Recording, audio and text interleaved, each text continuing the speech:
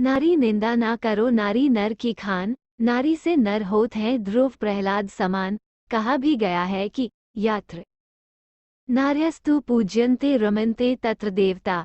शास्त्रों ने नारी शब्द का गुणगान अपने ग्रंथों में अभी तक पढ़ने को मिलता है। समाज में आज भी कहीं ना कहीं इस नारी शब्द का नाम लोग इज्जत से लेने के बजाय अनादर से लेते हैं। नारी को एक खिलौना समझ रखा है, जबकि विवेकहीन व्यक्ति नारी को एक रिमोट कंट्रोल सिस्टम वाला रोबोट समझते हैं। जैसे रिमोट का बटन दबाओ वैसे ही उसे चलाओ। इन्हें कैसे समझाया जाए कि जिसका अनादर कर रहे हैं उसी के कारण से हमने इस संसार में कदम रखा है। नवदुर्गा में बहुत मंत्र पढ़ते हैं कि नारी ही वो देवी है जो सृष्टि की रचना करने वाली मातृ रूपेण, तुष्टि रूपेण, दया रूपेण आदि है। पर बड़ा ही कष्ट होता है। एक तरफ उसकी पूजा का ढोंग करते हैं, दूसरी तरफ उसकी इज्जत नहीं करते। समाज में बहू बेटी सुरक्षित नहीं है। कितनी आत्मग्लानि होती है। अब मैं वो कहानी सुनाने जा रहा हूँ जो मेरी ही कक्षा 8 की छात्रा रोशनी कुमारी की है। कहानी इस प्रकार है। एक दिन कक्षा में मैं गणित पढ़ा रहा था। सभी बच्चे ब्लैकबोर्ड पर दिया हुआ कार्य को कर रहे थे, लेकिन यही छात्रा कुछ गुमसुम बैठी आंखों में आंसू लिए बैठी थी। मेरी अचानक नज़र उस छात्रा पर गई और मैंने उसे अपने पास बुलाकर उससे कारण जानना चाहा। पहले तो कुछ बोलने को तैयार नहीं हुई। जब मैंने उससे कुछ प्यार से पूछा तो और तेज रोने लगी। मैंने सोचा इसकी तय तक जाना पड़ेगा। मैंने उससे बैठने को कहा। एमडीएम का समय जब हुआ तो मैंने जो विद्यालय में खाना बनाने वाली रसोइयों से कारण जानने की इच्छा प्रकट की। उनकी जब मैंने बातें सुनी तो मुझे पता चला कि जहां आज नारी आसमानों की बुलंदी को चूम रही है, लेकिन इसके घर में तो अंधकार भरा पड़ा है।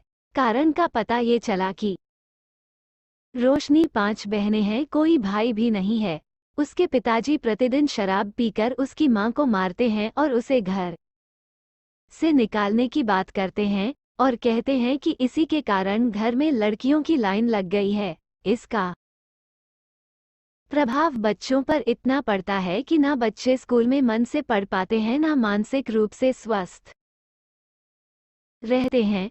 मैंने विचार किया कि इस छात्रा के पिता के आंखों से अज्ञान की पट्टी हटानी पड़ेगी। मैंने निश्चय किया कि एक दिन विद्यालय में पेरेंट टीचर मीटिंग में सभी अभिभावकों को बुलाकर सत्यता को प्रकट कर दूं कि इसमें नारी का कहीं भी दोष नहीं है। अगर दोष है तो सिर्फ पुरुष का, जो अपने को खुदा समझता है।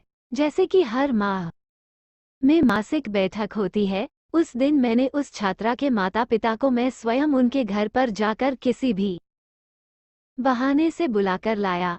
मैं विज्ञान अध्यापक भी हूँ। उस बैठक में मैंने बोर्ड पर सेक्स डिटर्मिनेशन के बारे में विस्तार रूप से समझाया। सभी बहुत ही ध्यान से सुन रहे थे। मैंने एक ही बात पर ज्यादा बल दिया कि नारी को ईश्वर ने जो दिया वो उसे पूर्ण रूपेण देती है, जो कि है उसका XX क्रोमोजोम। लेकिन यहाँ पर सिर्फ पुरुष ही दोषी है कि वो अपना Y क्रोमोसोम नहीं दे पा रहा है, क्योंकि यही लड़का पैदा करने का प्रमुख प्रमाण है। अतः पूर्ण रूप से पुरुष दोषी है। मुझे खुशी इस बात की हुई। उसी छात्रा के पिता जब मीटिंग समाप्त हुई तो मेरे ऑफिस में आकर पहले तो कुछ हिचकिचाए, फिर कहा, गुरुजी आज आपने मेरी आंखें खोल दी। और कहा मैं बहुत बड़ा पाप कर रहा था। इन सभी का कारण अपनी पत्नी को ही समझ रहा था। लेकिन आज से शपथ खाता, आज के बाद मैं कभी भी शराब नहीं पीऊंगा और ना पत्नी को मारूंगा। लोगों की कई बातों पर आ जाता था कि तेरी पत्नी कभी लड़के को जन्म नहीं देगी, लेकिन आपने मेरी आंखें खोल दी। अब मेरी लड़कियां ही मेरे बेटे हैं। अगले दिन से वही छात्रा बहुत खुश रहने लगी और बहुत मन लगाकर पढ़ने लगी।